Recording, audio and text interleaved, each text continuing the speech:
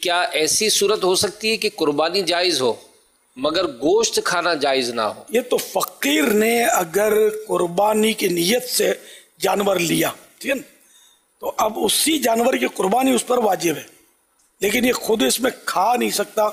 نہ غنی کو کھلا سکتا ہے، یہ سارا گوشت اس کو صدقہ کرنا ہوگا۔ اگر غنی نے بھی منت مانی ہو، اب منت ماننا اکثر لوگوں کو نہیں آتا،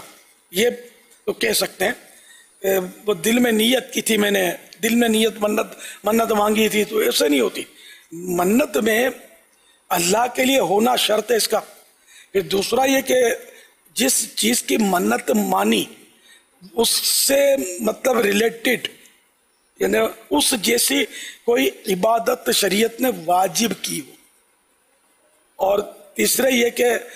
اللہ کے لیے مانی بھی اس منت کا دل میں ارادہ کیا تو منت نہیں ہے، اتنے الفاظ سے منہ سے بولے کہ اگر کوئی سننے میں رکاوٹ نہیں ہے تو اپنے کانوں سے سن لے، یہ شرائط اس کی یاد رکھیے گا، یہ منت۔ تو اب بکرے کی قربانی کرنے کی منت مانی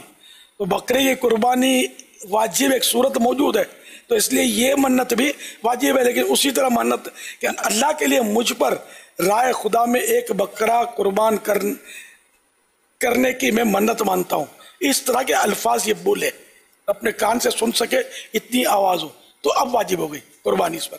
اب اس نے جو قربانی کی، اس منت کی قربانی میں سے ایک بوٹی بھی خود نہیں کھا سکتا، نہ کسی مالدار کو کھلا سکتا ہے، یعنی غنی کو جو صاحب نصاب ہو، جس پر زکوٰۃ فرض ہوتی ہو مثلا، یعنی یہ گوشت جو ہے اس کو دینا ہوگا کہ جو زکوٰۃ لے سکتا ہے اس کو دے سکتے ہیں، جو زکوٰۃ کا حقدار ہو شرعاً اس کو یہ گوشت دینا ہوگا۔ رائے خدا میں صدقہ کرنا ہے، چونکہ صدقہ واجبہ ہے تو اس لیے یہ صرف ایسے لوگوں کو دے سکیں گے، یہ اس کے لیے جائز نہیں ہے کھانا۔ اور بھی صورتیں ہیں، جیسے میت کے اوپر واجب تھی، میت نے وصیت کی تھی، اس کی طرف سے کی جا رہی ہے، یا جو دم جرمانہ جو ہوتا ہے تو اس کی بھی جی،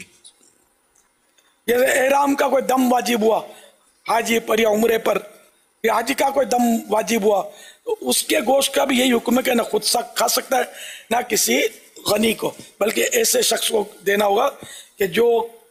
زکوٰۃ لینے کا حقدار ہو۔